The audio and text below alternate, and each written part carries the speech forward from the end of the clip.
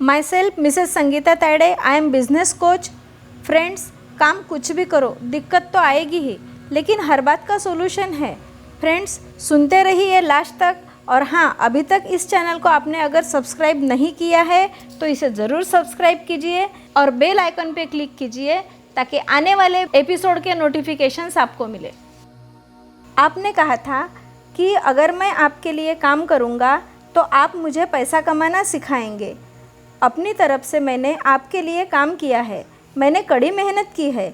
इस काम के लिए मैंने अपने बेसबॉल की कुर्बानी भी दी है और अब आप अपने वादे से मुकर रहे हैं। आपने मुझे कुछ भी नहीं सिखाया है, आप धोखेबाज हैं। जैसा शहर से सभी लोग कहते हैं, आप लालची हैं। आप केवल पैसा कमाना चाहते हैं और अपने कर्मचारियों का बिल्कुल भी ध्यान नहीं रखते।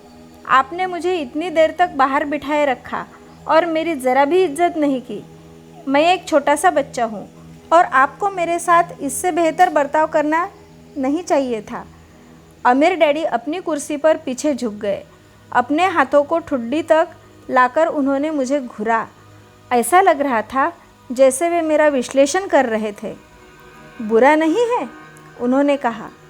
1 महीने से भी कम समय में तुम वही भाषा बोल रहे हो जो मेरे ज़्यादातर कर्मचारी बोलते हैं। क्या? मैंने पूछा।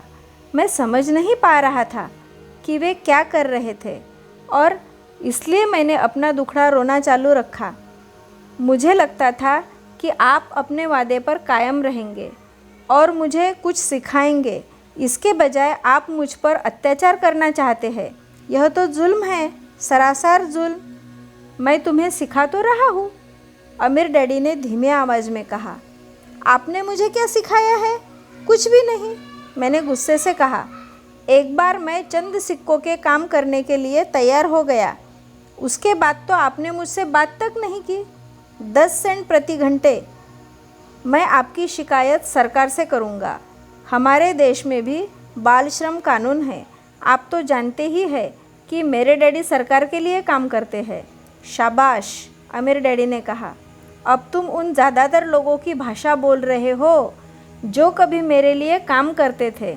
वे लोग जिन्हें या तो मैंने नौकरी से निकाल दिया है या जिन्होंने खुद मेरी नौकरी छोड़ दी है। तो इस बारे में आपको क्या कहना है? मैंने पूछा। और मुझे यह लग रहा है कि कम उम्र के बावजूद मैं बहादुरी से बातें कर रहा था। आपने मुझसे झूठ बोला। मैंने आपके लिए काम किया और आपने अपना वादा पूरा नहीं किया। आपने मुझे कुछ भी नहीं सिखाया। कौन कहता है कि मैंने तुम्हें कुछ नहीं सिखाया है? मेरे अमीर डैडी ने शांति से कहा। मैंने 3 हफ्ते तक काम किया और इस बीच आपने सिखाना तो दूर रहा, मुझसे कभी बात तक नहीं की। मैंने व्यंग भरे अंदाज में कहा। क्या सिखाने का मतलब केवल भाषण या बातचीत ही होता है? अमीर डैडी ने पूछा। और क्या, मैंने जवाब दिया। इस तरह से वे तुम्हें स्कूल में सिखाते हैं, उन्होंने मुस्कुराकर कहा। परंतु जिंदगी तुम्हें इस तरह नहीं सिखाती और मेरा यह मानना है कि ज़िंदगी सबसे बढ़िया टीचर होती है। ज़्यादातर वक्त ज़िंदगी आपसे बातें नहीं करती, यह एक तरह से आपको धक्का देती है और धक्के के ज़रिए ज़िंदगी आपसे कहती है, जाग जाओ, मैं तुम्हें कुछ सिखाना चाहती हूँ। यह आदमी कैसी बेसिर पैर की बातें कर रहा है? मैंने अपने आप से पूछा। ज़िंदगी अगर मुझे धक्का देती तो इसका मतलब यह है कि ज़िंदगी मुझसे बातें करती है। अब मैं जान चुका था कि मुझे यह काम तत्काल छोड़ देना चाहिए। मैं किसी ऐसे आदमी से बातें कर रहा था जो पागल था और जिसे ताले बंद में रखने की ज़रूरत थी। अगर तुम ज़िंदगी के सबक सीखते हो तो तुम्हें बहुत फ़ायदा होगा। अगर तुम ऐसा नहीं करते हो तो ज़िंदगी तुम्हें लगातार धक्के देते रहेगी। लोग 2 चीज़ें करते हैं। कुछ लोग ज़िंदगी के धक्के को सहन करते चले जाते हैं, बाकी लोग गुस्सा हो जाते हैं और ज़िंदगी को धक्का दे देते हैं। परंतु वे धक्का देते हैं अपने बॉस को, अपने काम को, अपने पत्नी या पति को। वे यह नहीं जानते कि ज़िंदगी उन्हें धक्का दे रही है। मैं नहीं जानता था कि वे किस बारे में बात कर रहे थे। ज़िंदगी हम सबको धक्के मारती है। कुछ लोग हार मान लेते हैं, बाकी के लोग लड़ते रहते हैं। कुछ लोग सबक सीख लेते हैं और आगे बढ़ जाते हैं। वे ज़िंदगी के धक्कों का स्वागत करते हैं। इन गिने चुने लोगों के लिए इसका यह मतलब होता है कि उन्हें कुछ नया सीखना चाहिए। वे सीखते हैं और आगे बढ़ जाते हैं। ज़्यादातर लोग छोड़ देते हैं और कुछ लोग तुम्हारी तरह लड़ते भी हैं। अमीर डैडी खड़े हो गए और उन्होंने टूटी फूटी खिड़की को बंद कर दिया। अगर तुम यह सबक सीख लेते हो तो तुम एक समझदार, अमीर और सुखी युवक बन सकते हो। अगर तुम यह नहीं सीखते हो तो तुम ज़िंदगी भर अपनी समस्याओं के लिए अपनी नौकरी, कम तनख्वाह या बॉस को कोसते रहोगे। तुम हमेशा ऐसे बड़े मौक़ों की उम्मीद करते रहोगे जो आए और तुम्हारी आर्थिक समस्याओं को सुलझा दे। अमीर डैडी ने मेरी तरफ देखा कि क्या मैं अब भी उनकी बात सुन रहा हूँ। उनकी आंखें मेरी आंखों से मिली। एक बार हम एक दूसरे की तरफ देखते रहे और हमारी आंखों के बीच संप्रेषण की धाराएं बहने लगी। आखिर जब मैं उनके संदेश का मतलब समझ गया तो मैंने अपनी नज़रें झुका ली। मैं जान गया था कि वे सही थे। मैं उन्हें दोषी ठहरा रहा था, जबकि सीखने की जिद मेरी ही थी। मैं फालतू में ही लड़ रहा था।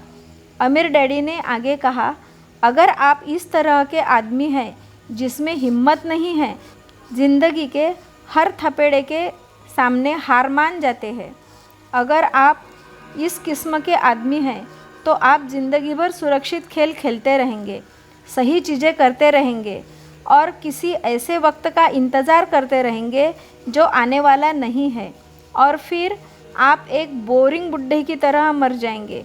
आपके बहुत से दोस्त होंगे जो आपकी सिर्फ इसलिए तारीफ़ करेंगे क्योंकि आप एक मेहनती और भले आदमी थे। आपने अपनी ज़िंदगी सुरक्षित खेल खेलने और सही चीज़ें करने में गुजार दी, परंतु सच बात तो यह है कि आपने ज़िंदगी के थपेड़ों के सामने घुटने टेक दिए। आप खतरा मोल लेने की कल्पना तक डरते थे। हकीकत में तो आप जीतना चाहते थे, परंतु आपके लिए हारने का डर जीतने के रोमांच के ज़्यादा ताकतवर साबित हुआ। अंदर से आप और केवल आप जान पाएंगे कि आपने कभी जीतने की कोशिश नहीं की। आपने सुरक्षित खेल खेलने का विकल्प चुना। हमारी नज़रें एक बार फिर मिली। 10 सेकंड हम एक दूसरे को देखते रहे और एक बार फिर मैंने तभी नज़रें हटाई जब मैं उनकी बात का मतलब समझ गया। आप मुझे धक्का दे रहे थे? मैंने पूछा। कुछ लोग ऐसा कह सकते हैं। अमीर डैडी मुस्कुराए। मैं तो सही कहूँगा कि तुम्हें ज़िंदगी का स्वाद चखा रहा था। कैसा स्वाद? मैंने पूछा। मैं अब भी गुस्सा था, परंतु अब मेरी जिज्ञासा भी जाग गई थी। अब मैं सिखाने के लिए भी तैयार था। तुम दोनों ऐसे पहले लोग हो जिन्होंने मुझसे पैसा बनाने की कला सीखने का आग्रह किया। मेरे पास 150 से भी ज़्यादा कर्मचारी हैं, पर उनमें से एक ने भी मुझे पैसा कमाने की कला के बारे में नहीं पूछा। वे मुझसे नौकरी मांगते हैं, तनख्वाह मांगते हैं, परंतु पैसा बनाने की कला नहीं सिखाना चाहते। तो ज़्यादातर लोग इसी तरह अपनी ज़िंदगी के सबसे बेहतरीन साल पैसे के लिए काम करने के बाद बर्बाद कर देंगे और आखिर तक यह कभी समझ नहीं पाएंगे कि दरअसल वे किसके लिए काम कर रहे हैं। मैं पूरा ध्यान लगाकर उनकी बात सुनता रहा। तो जब माइक ने मुझसे कहा कि तुम पैसा कमाने की कला सीखना चाहते हो, तो मैंने एक ऐसा कोर्स तैयार किया है जो असली ज़िंदगी के करीब था। मैं बोलते बोलते थक जाता, परंतु तुम कभी मेरे बात का मतलब नहीं समझ पाते। इसलिए मैंने यह फैसला किया है कि तुम्हें ज़िंदगी के थप्पड़ों का स्वाद चखा देना चाहिए, ताकि तुम मेरी बात सुन भी सको और समझ भी सको। इसी कारण मैंने तुम्हें 1 घंटे के 10 सेंट दिए थे। तो 10 सेंट प्रति घंटे काम करने के बाद मैंने क्या सबक सीखा? मैंने पूछा। यह कि आप घटिया है और अपने कर्मचारियों का शोषण करते हैं। अमीर डैडी अपनी कुर्सी पर पीछे की तरफ देखते हुए ज़ोर से हंसने लगे। जब उनकी हंसी बंद हुई तो उन्होंने कहा, अच्छा होगा अगर तुम अपना सोचने का नज़रिया बदल लो। मुझे समस्या मत मानो, मुझे दोष देना छोड़ दो। अगर तुम सोचते हो कि तुम्हारी समस्या मैं हूँ, तो तुम्हें मुझे बदलना होगा। इसके बजाय अगर तुम्हें यह लगता है कि तुम्हारी समस्या तुम खुद हो, तो तुम खुद को बदल सकते हो, सीख सकते हो और ज़्यादा समझदार बन सकते हो।